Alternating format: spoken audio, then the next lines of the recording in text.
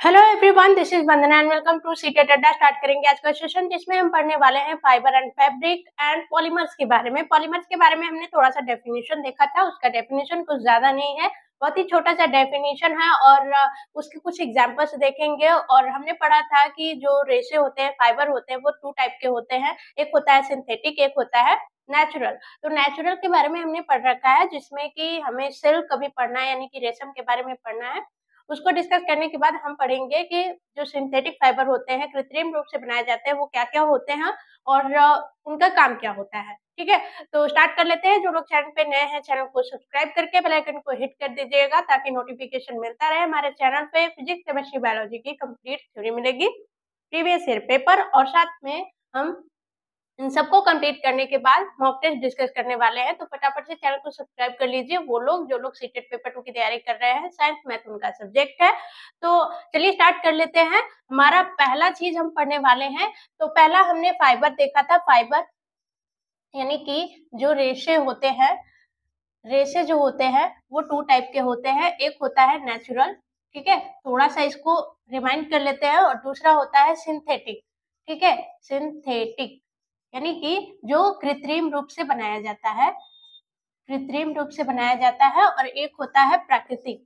ठीक है, तो प्राकृतिक के बारे में हमने पढ़ रखा है कि जो कपास होता है जिसे कॉटन बोलते हैं, ठीक, जूट जिसे बोलते हैं, और सिल्क अभी हमें पढ़ना है, सिल्क जिसे बोलते हैं रेशम। ठीक, तो इन सब के बारे में हमने पढ़ रखा है। वूल के बारे में पढ़ रखा है हमने, ऊन जिसे बोलते हैं, ऊन, ऊन के बारे में हमने पढ़ रखा है। अब बारी है हमें सिर्फ एक चीज के बारे में पढ़ने की, सिल्क के बारे में पढ़ने की। हमने इन सब चीजों के बारे में पढ़ रखा है। ठीक, अब सिंथेटिक जो होता है, सिंथेटिक में क्या होता है, रेयान होता है, rayon, nylon, nylon, polyester, polyester, polyester होता है, और एक्रिलिक होता है, एक्रिलिक, और केवलार होता है, केवलार। ठीक, तो इनका काम कहाँ-कहाँ होता है, किस तरीके से बनाए जाते हैं, तो इनके बारे में हम पढ़ेंगे। पहले हम सिल्क के बारे में पढ़ लेते हैं। तो सिल्क क्या होता है, एक मान लीजिए कि एक कीड़ा होता है, सिल्क वॉर्म जिसे बोलते हैं, सिल्क वॉर्म।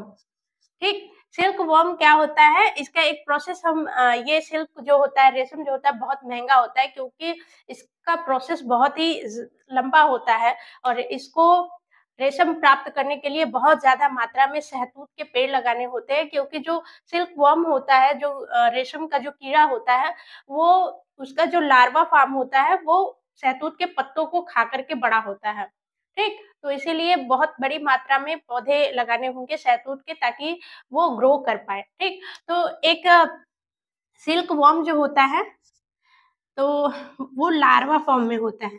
इसमें लार्वा फॉर्म में होता है, जो बच्चा होता है लार्वा फॉर्म में। और अगर कोई पूछ दे या क्वेश्चन में पूछ दे कि कौन सी अवस्था में या कौन से स्टेट में हम रेशम प्राप्त करते हैं, तो लार्वा का कौन सा कुकून, कुकून, कुकून स्टेट बोलते हैं। कौन सा कुकून, कुकून स्टेट बोलते हैं।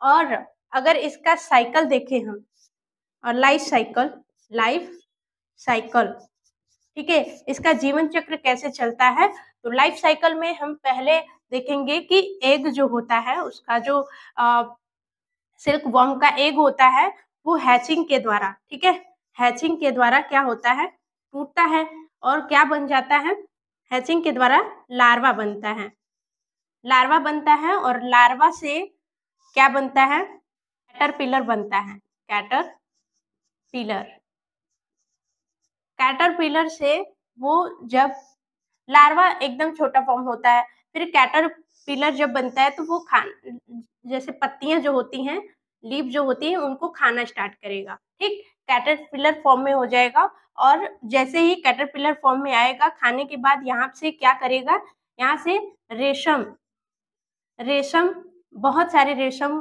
को मतलब कि निकालता है। ठीक है, रेशम को निकालेगा तो यहाँ पे मान लीजिए अगर लार्वा है या फिर कैटरपिलर है तो उसके आसपास बहुत सारे रेशम उलझ जाएंगे, एकदम रेशम से ढक जाएगा, ठीक है। तो इस तरीके से हो जाएगा, ठीक है, कैटरपिलर। और फिर यहीं से हम क्या करेंगे, इसको यहाँ से निकाल लेंगे और इस फॉर्म को हम बोलते हैं कोकून। कोकून बोलते हैं, न कोकून बोलते हैं। और कोकून को हम क्या करते हैं, गर्म पानी में जब हमें रेशम बनाना होता है तो गर्म पानी में डाल देते हैं। गर्म पानी में जैसे ही डालते हैं तो इसके अंदर का जो कैटरपिलर है वो मर जाता है और हमें रेशम प्राप्त हो जाता है, ठीक है। क्या होता है, रेशम प्राप्त हो जाता है, ठीक। लेकिन अगर हम यहाँ से इसको छोड़ देंगे, यहाँ से क्या हो जाएगा, ये क्या हो जाएगा, यहाँ से इसको फाड़ देगा। जैसे ही ये वयस्क फॉर्म में आएगा, इसको फाड़ देगा और प्यूपा बना लेगा और प्यूपा से कहाँ आ जाएगा, अडल्ट फॉर्म में आ जाएगा। एडल्ट फॉर्म में आ जाएगा, वयस्क बन जाएगा। तो ये होता है सिल्क वॉर्म का साइकिल, लाइफ साइकिल। एक फॉर्म में होता है, हैचिंग के बाद लार्वा बनता है, ठीक है। लार्वा यानी कि एक जो शिशु अवस्था होती है, लार्वा उसे बोलते हैं, लार्वा बनता है। लार्वा जैसे ही बनता है वो खाना स्टार्ट करता है शहतूत की पत्तियों को और कैटरपिलर फॉर्म में हो जाता है, जिसे कैटरपिलर बोलते हैं, थोड़ा सा बड़ा हो जाता है तो। और उस फॉर्म में क्या होता है, उसमें एक रेशम होता है, उसके चारों ओर उलझ जाता है और उसको, उस फॉर्म को हम कोकून बोलते हैं। जब हमें रेशम चाहिए होता है तो कोकून स्टेज से ही हम रेशम प्राप्त करते हैं। और अगर हम वहां से रेशम नहीं प्राप्त करते हैं तो ये क्या हो जाता है, प्यूपा फॉर्म में चला जाता है, यानी कि जो रेशम होती है उसको फाड़ देता है। फाड़ने के बाद वो बाहर निकल जाता है और वयस्क फॉर्म में हो जाता है अपने, ठीक है। तो इतनी सारी चीजें थी सिल्क के बारे में, रेशम के बारे में, ठीक है। यहाँ से एक चीज हम और डिस्कस कर लेते हैं, ठीक है। पॉलीमर जो था, पॉलीमर के बारे में हमने पढ़ा था। बहुलक जो था, बहुलक, बहुलक के बारे में हमने पढ़ा था। तो उसके एग्जाम्पल हमने नहीं पढ़े थे। बहुलक आपको स्टार्टिंग में ही हमने पहला जो सेशन किया था पॉलीमर एंड प्लास्टिक और तंतु से वस्त्र तक, तो पहले में ही बहुलक क्या होता है हमने बताया था कि बहुत छोटी-छोटी जो इकाइयाँ होती हैं, उनसे मिल करके जो यौगिक बनते हैं उन्हें पॉलीमर्स कहते हैं। और किसी एक सिंगल इकाई को क्या बोलते हैं, मोनोमर बोलते हैं, एकलक बोलते हैं, ठीक। तो इसके एग्जाम्पल अगर देखा जाए तो जैसे डीएनए, डीएनए और आरएनए जो होता है, आरएनए, ये क्या है, पॉलीमर है, ठीक है, बहुलक है। लेकिन यहाँ से मोनोमर क्या है, मोनोमर, यानी कि जो आरएनए डीएनए का एक छोटी इकाई पूछा जाए तो वो होता है न्यूक्लियोटाइड, ठीक है। न्यूक्लियोटाइड होता है। जैसे क्वेश्चन में पूछ देगा, कुछ भी पूछ सकता है कि जो आरएनए डीएनए का मोनोमर क्या होता है, तो न्यूक्लियोटाइड होता है, ठीक। या फिर प्रोटीन जो होता है, प्रोटीन, प्रोटीन क्या होता है, प्रोटीन भी पॉलीमर होता है और इसका जो मोनोमर होता है वो होता है अमाइनो एसिड, अमाइनो एसिड, ठीक है। फिर उसके बाद यहाँ पे एक लेंगे पॉलीथीन, पॉलीथीन, पॉलीथीन का मोनोमर देखेंगे तो पॉलीथीन का मोनोमर होगा इथीन, इथीन या इथिलीन, इथिलीन, ठीक। यहाँ पे आपका जैसे स्टार्च हो गया, स्टार्च हो गया, या फिर सेलुलोज हो गया, सेलुलोज हो गया, ग्लाइकोज हो गया, ग्लाइकोज, ग्लाइकोज हो गया। ये तीनों का मोनोमर क्या होगा, ग्लाइकोज, सॉरी ग्लूकोज होगा, ग्लूकोज होगा, ठीक है। ग्लूकोज क्या होगा, मोनोमर होगा, किसका, स्टार्च का, सेलुलोज का और ग्लाइकोज का, ठीक। तो इसके कुछ एग्जाम्पल्स थे पॉलीमर्स के। अब हम चलेंगे सिंथेटिक फाइबर पे, कि सिंथेटिक फाइबर एक एक के बारे में जानेंगे, ठीक है, कहाँ पे यूज होता है, किस प्रकार से बनाया जाता है, ठीक। इरेज करते हैं, पहले वाले हैं सिंथेटिक फाइबर के बारे में, जो कृत्रिम फाइबर होते हैं, ठीक। फाइबर के बारे में, सिंथेटिक फाइबर के बारे में हम पढ़ेंगे तो रेयान पहला फाइबर होगा, ठीक है। रेयान के बारे में पहले पढ़ेंगे। रेयान जो होता है ये फर्स्ट यानी कि बोल सकते हैं यहाँ पे प्रथम संश्लेषित रेशा है, संश्लेषित रेशा है, ठीक है। या फिर प्रथम कृत्रिम रेशा भी बोलते हैं इसे, कृत्रिम रेशा है, ठीक है। जो मानव द्वारा बनाया जाता है उसे संश्लेषित रेशा या कृत्रिम रेशा बोलते हैं, ठीक। तो कृत्रिम रेशा तो है, बट इसमें एक लॉजिक है। क्या लॉजिक है कि यह प्रथम पूर्ण संश्लेषित रेशा नहीं है। संश्लेषित रेशा नहीं है। क्यों नहीं है? जैसे कि सेलुलोज होता है, सेलुलोज कहाँ पाया जाता है? सेलुलोज पाया जाता है जो पादप होता है, पादप यानी कि जो प्लांट होते हैं, प्लांट के छिलके में, ठीक है, प्लांट के छिलके में, यानी कि इसे बोल सकते हैं प्लांट की लुगदी बोल सकते हैं, लुगदी, ठीक। तो जो पौधे के बाहर का छिलका होता है उसे पौधे की लुगदी बोलते हैं, ठीक। तो सेलुलोज को जब NaOH से रिएक्शन कराते हैं, सोडियम हाइड्रोक्साइड जिसे बोलते हैं, सोडियम हाइड्रोक्साइड, ठीक। सोडियम हाइड्रोक्साइड से रिएक्शन कराते हैं तो हमें मिलता है एक रेशा, ठीक है, या फाइबर, हमें मिलता है फाइबर मिलता है। फाइबर को क्या, वो फाइबर को हमने नाम दिया रेयान, ठीक है। तो हमें मिलता है रेयान। ये क्यों फुल्ली संश्लेषित नहीं है?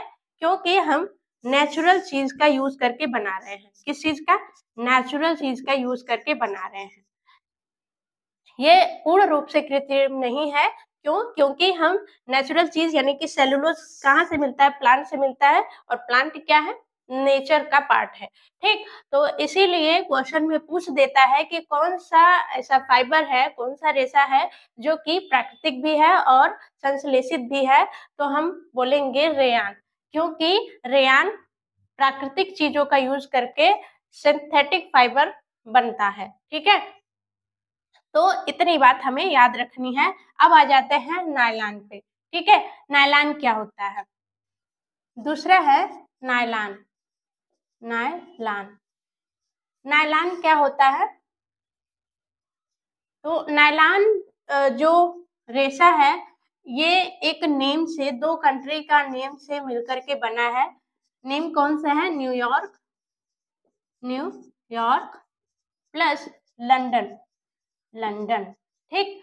तो न्यूयॉर्क का N ले लेते हैं और यहाँ से Y ले लेते हैं और यहाँ से 3 वर्ड ले लेते हैं LON, और तीनों को जब ऐड करेंगे तो क्या बनेगा?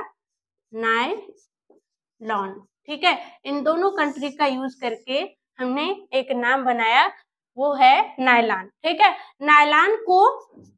नायलॉन जो है, नायलॉन को फर्स्ट फुल्ली संश्लेषित रेशा बोलते हैं, संश्लेषित रेशा बोलते हैं, रेशा कहते हैं। क्यों? क्योंकि ये पूर्ण रूप से कृत्रिम रूप से बनाया गया है, इसमें प्राकृतिक चीजों का यूज नहीं किया गया है, ठीक है। और ये स्ट्रॉन्ग रेशा होता है, ठीक है, रेशा होता है।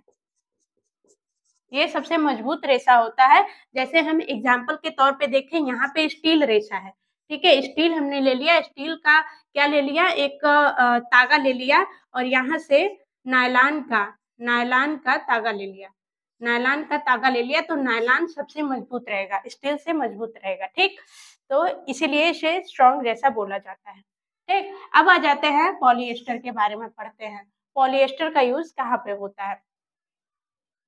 तो पॉलिएस्टर जो होता है, थर्ड है पॉलिएस्टर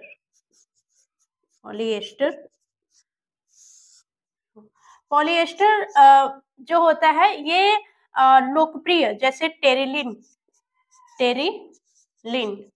एक लोकप्रिय पॉलिएस्टर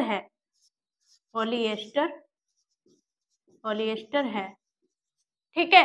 लोकप्रिय का मतलब समझ रहे हैं? लोकप्रिय वही चीज होती है जो सस्ती हो और अच्छी हो, ठीक है, मार्केट में जिसकी मांग बहुत ज्यादा मात्रा में होती है और सस्ती भी होती है, वो चीज लोकप्रिय हो जाती है, लोग उसे ज्यादा मात्रा में लेते हैं। ठीक है, तो लोकप्रिय है यानी कि जो पॉलिएस्टर होता है वो सस्ता भी है और अच्छा भी है। और जैसे कुछ चीजें होती है महंगी होती है, लेकिन उसी के समान दिखने वाली चीज सस्ती होती है, तो हम उन चीजों को लेते हैं। ठीक, तो जैसे कि एक पेट होता है, ठीक है, पेट एग्जाम नहीं, पेट इसका फुल फॉर्म होता है पॉली एथिलीन, एथिलीन, यहाँ पे poly ethylene, P for poly, E for ethylene और T फॉर टेरेप्थोलेट। ठीक है, ये जो है इसका नाम थोड़ा सा बड़ा है, पेट करके याद रखेंगे। जो पेट होता है ये कांच के जैसा दिखता है। किसके जैसा? कांच के जैसा दिखता है, पारदर्शी होता है, पारदर्शी ट्रांसपेरेंट होता है और इसके कुछ क्वालिटीज होते हैं, सक्रिय होता है, मतलब कि रिएक्शन नहीं करता है। जैसे कि दवा वगैरह जिस बोतल में भरी रहती है, हम कांच खरीदेंगे तो महंगा पड़ जाता है, तो हम क्या करते हैं, इसका यूज करते हैं, पॉलिएस्टर का। ठीक है, पेट का यूज करते हैं, जो कि कांच जैसा ही दिखता है। ठीक है, जल्दी टूटेगा नहीं और पारदर्शी होता है, हमें दिख पाता है और अक्रिय होता है, दवाओं से रिएक्शन नहीं करता है। तो यहाँ पे हम इसीलिए पॉलिएस्टर को लोकप्रिय पॉलिएस्टर बोलते हैं।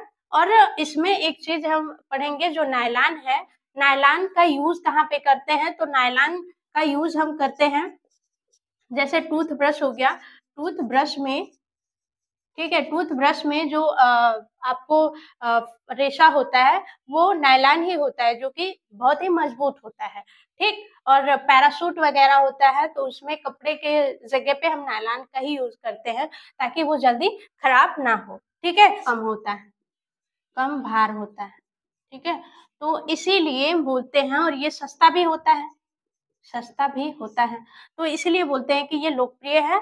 अब आ जाते हैं एक्रिलिक और एक केवलार। तो यहाँ पे फोर्थ बचा है एक्रिलिक। तो एक्रिलिक कुछ ज्यादा नहीं इसका काम होता है। एक्रिलिक क्या होता है? ये ऊन के स्थान पे इसका प्रयोग किया जाता है। जैसे कि प्राकृतिक जो ऊन मिलता है, प्राकृतिक ऊन जो प्राप्त होता है उसका प्रोसेस ज्यादा होता है, इसलिए वो महंगा मिलता है।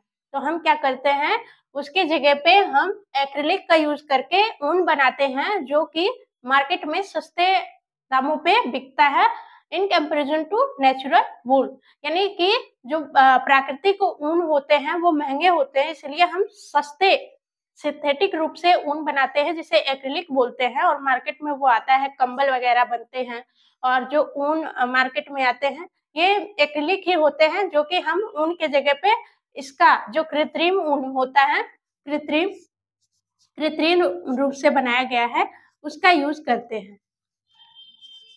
कृत्रिम रूप से जो बनाया गया है उसका यूज करते हैं।